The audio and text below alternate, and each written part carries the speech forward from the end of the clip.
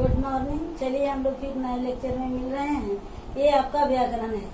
पहले लेक्चर में आप लोगों ने मेन बुक पढ़ा और इस लेक्चर में आप लोगों को व्याकरण पढ़ाने जा रही हूँ, जिसका चैप्टर है वाक्य। वाक्य किसे कहते हैं, वाक्य कितने प्रकार के होते हैं और वाक्यों का विभाजन किस प्रकार से किया जाता है, ये आपको पढ़ना है। तो सबसे पहले कह रहा है, किताब आप लोग के पास होगा तो किताब आप लोग देखिए। कह रहा है कि वाक्य कहते किसे हैं। सबसे पहले हमें ये जानना है कि व्हाट इज वाक्य, वाक्य क्या है। तो वाक्य को जानने के लिए हमें शब्दों की जरूरत पड़ती है। शब्द के बिना वाक्य नहीं बना सकते हैं। जैसे आप लोगों ने पढ़ा कि वर्णों के सार्थक मेल को हम शब्द कहते हैं। वर्णों को अगर सही क्रम में सजाते हैं, जिसका कुछ अर्थ निकलता है, तो उसे हम शब्द कहते हैं। जब दो या दो से अधिक वर्ण एक साथ मिलते हैं और उसका कोई मतलब, कोई अर्थ होता है, तो उसे हम शब्द कहते हैं। लेकिन जब शब्दों को हम सजाते हैं और उसका कुछ अर्थ निकलता है, तो उसे हम वाक्य कहते हैं। दो या दो से अधिक शब्दों के सार्थक समूह को हम वाक्य कहते हैं। अब देखिए, कुछ वाक्य दिया गया है जिसको आप पढ़ के समझिएगा। कह रहा है कि वंश खेल रहा है खिलौने से। यहाँ एक बच्चे के नाम दिया गया है वंश, जो क्या कर रहा है, खेल रहा है। और किस चीज से खेल रहा है, खिलौने से। तो ये आपका संपूर्ण वाक्य बन गया। और उसी में देखिए, वंश खिलौने से खेल रहा है, ये वाक्य तो बना, लेकिन इसमें कट का निशान दिया गया है। ये वाक्य आपका सही नहीं बना, क्योंकि ये वाक्य को ठीक से सजाया नहीं गया है। शब्दों को सही जगह पर व्यवस्थित नहीं किया गया है, इसीलिए ये वाक्य आपका गलत हो गया। लेकिन नीचे कह रहा है कि वंश खिलौने से खेल रहा है। शब्द वही है, लेकिन शब्दों का स्थान बदल गया है। देखिए, यहाँ पहले वाक्य में दिया है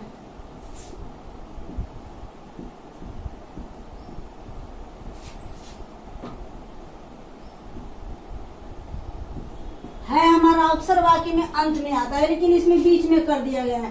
कह रहा है कि वंश खेल रहा है खिलौने से।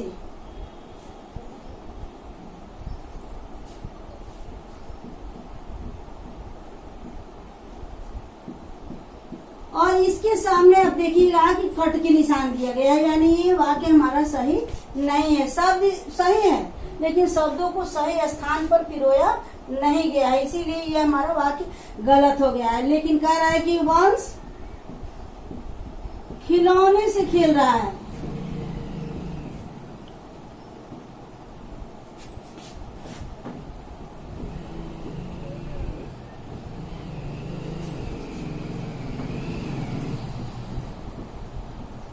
तो वाक्य का स्ट्रक्चर होता है, बनावट होता है। कहता है कि सबसे पहले कर्ता, कर्म और तब क्रिया। तो इसमें क्या किया है, कर्ता कर दिया है, क्रिया कर दिया है और तब जाके कर्म किया है। इसीलिए ये हमारा गलत हो गया। लेकिन हिंदी के नियम के अनुसार पहले कर्ता वंश है। खेलने का काम कौन कर रहा है, वंश कर रहा है। तो सबसे पहले कर्ता आ गया, और खेल किस चीज से रहा है, तो खिलौना से। तो उसके बाद आपका खिलौना आ गया। और वंश खिलौने से क्या कर रहा है, तो खेल रहा है। तो खेल रहा है हमारा क्रिया हो गया।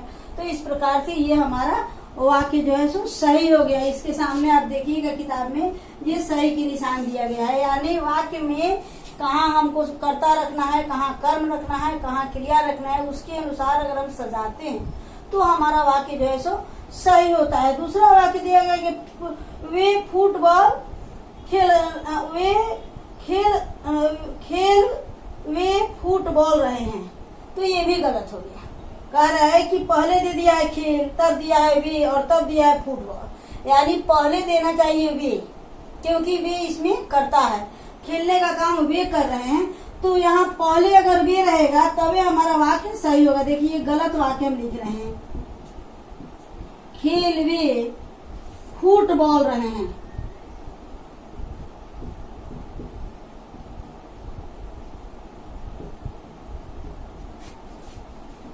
तो यहाँ भी ये हमारा वाक्य गलत हो गया। यहाँ हम क्रॉस के चिन्ह लगा देंगे, ये हमारा वाक्य गलत, क्योंकि ये हमारा कर्ता है। वाक्य का पहला चीज कर्ता होता है। तो कर्ता हमारा वे है, खेलने का काम वे कर रहे हैं, तो वे हमारा पहले आना चाहिए। तो यहाँ देखिए, वे फुटबॉल हमारा कर्म है।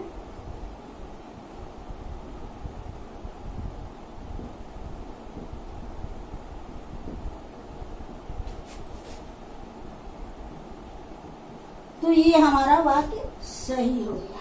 क्योंकि पहले मैंने कर्ता को लगाया, फिर कर्म को लगाया, क्या खेल रहे हैं तो फुटबॉल खेल रहे हैं तो फुटबॉल को लिखा, और तब हमने क्रिया को लगाया। तो इस प्रकार से ये हमारा सही वाक्य हो गया।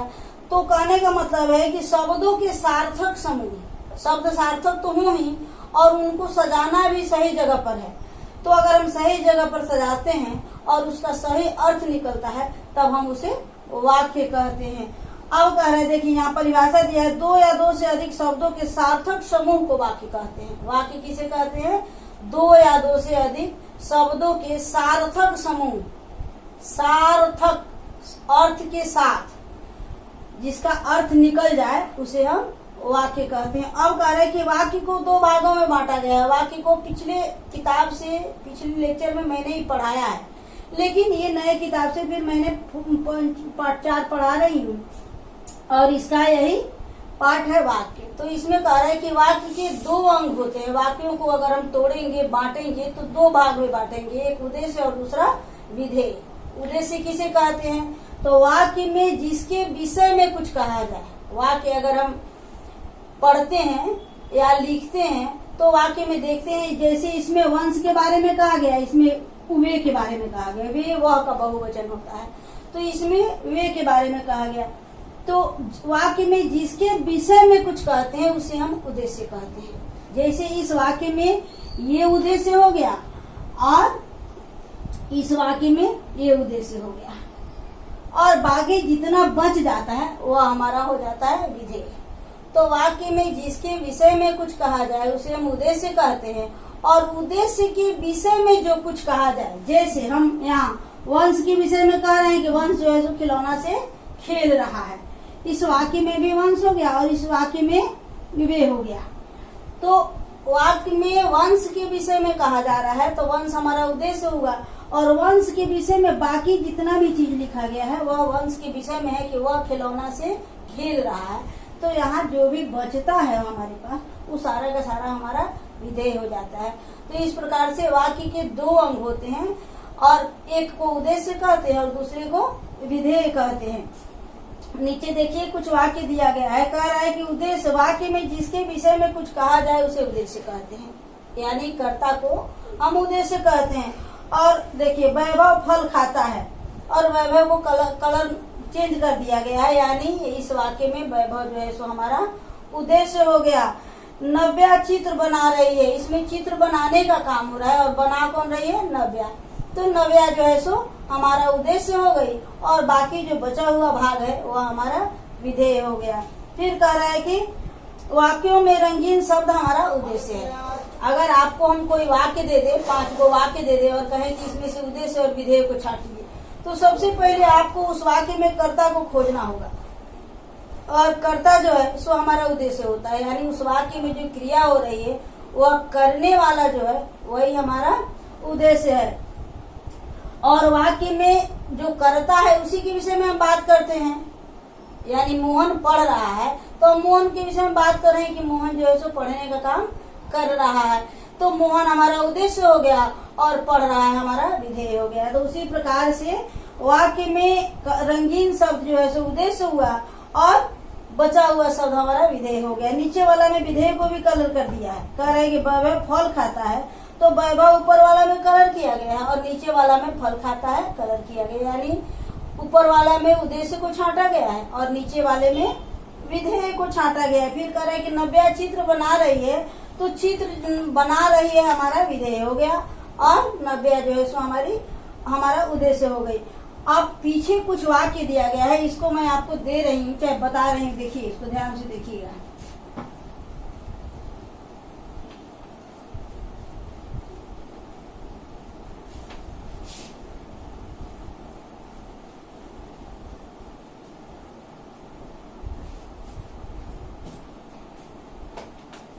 अगर आपके पास किताब है तो जब भी आप वीडियो देखिए उस समय आप किताब को भी देखिए। कह रहा है पक्षी उड़ रहे हैं,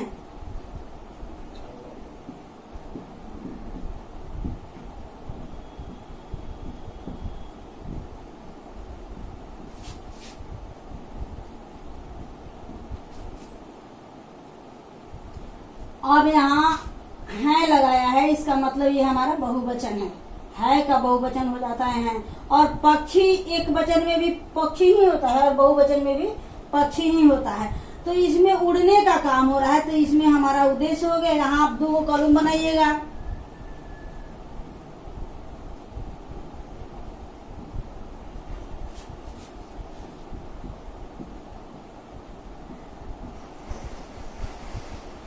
एक में उद्देश्य को लिखिएगा और दूसरे में विधेय को लिखिएगा। देखिए ख नंबर में कह रहा है किसान खेत जोत रहा है।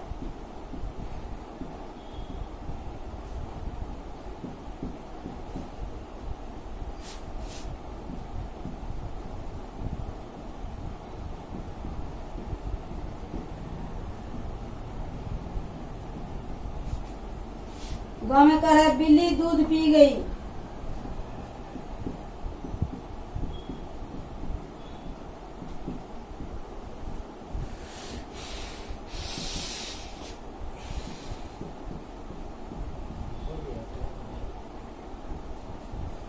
घ में कह रहे हैं हम भारत के निवासी हैं।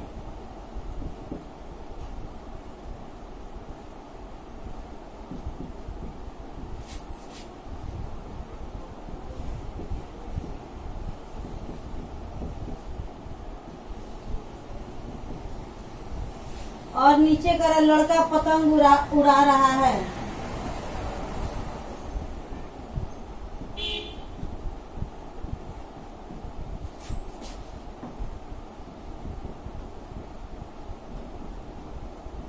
अब इन वाक्यों से आपको उद्देश्य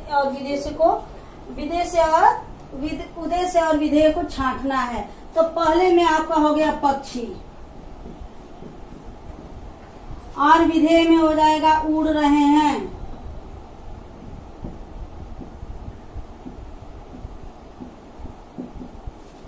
दूसरे में किसान खेत जोत रहा है। यहाँ खेत जोतने का काम हो रहा है, तो कर कौन रहा है?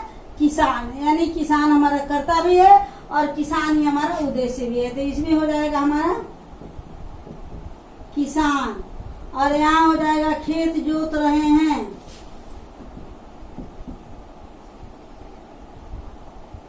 जोत रहा है। 3 नंबर में बिल्ली दूध पी गई। तो इसमें हमारा बिल्ली जो है सो दूध पीने का काम कर रही है, तो उद्देश्य हमारा हो गई बिल्ली।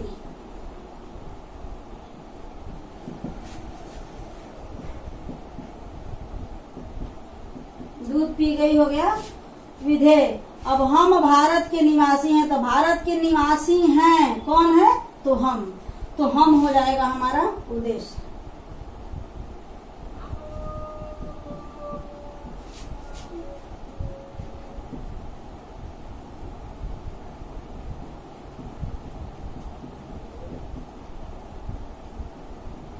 हम हमारा बहुवचन है इसीलिए यहाँ पर बिंदु पड़ जाएगा।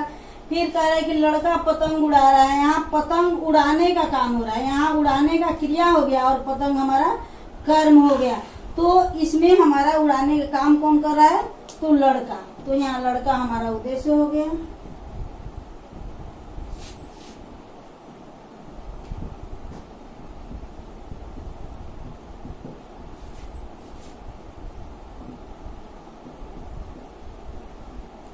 तो इस प्रकार से ये हम उद्देश्य और विधेय को अलग अलग छांट के आपको बताए हैं। और आगे भी अगर वाक्य को बदल भी दिया जाए तो आप इसी प्रकार से कर्ता को चिन्हित करके, कर्ता को खोज करके, चुन करके उसको उद्देश्य बनाइएगा और बाकी बचा हुआ चीज आपका विधेय हो जाएगा। अब हम आगे आपको वाक्य के बारे में पढ़ाएंगे कि वाक्य कितने प्रकार के होते हैं और किन किन वाक्यों की क्या विशेषता होती है। वो सरल वाक्य, संयुक्त वाक्य और मिश्र वाक्य किसे कहते हैं। अभी आप लोग इसको पढ़िए और आगे और वाक्यों को अगर किताब में मिले तो उसको चुन करके, देख करके उद्देश्य विधेय को छांटने का कोशिश कीजिए। चलिए फिर मिलते हैं अगले लेक्चर में।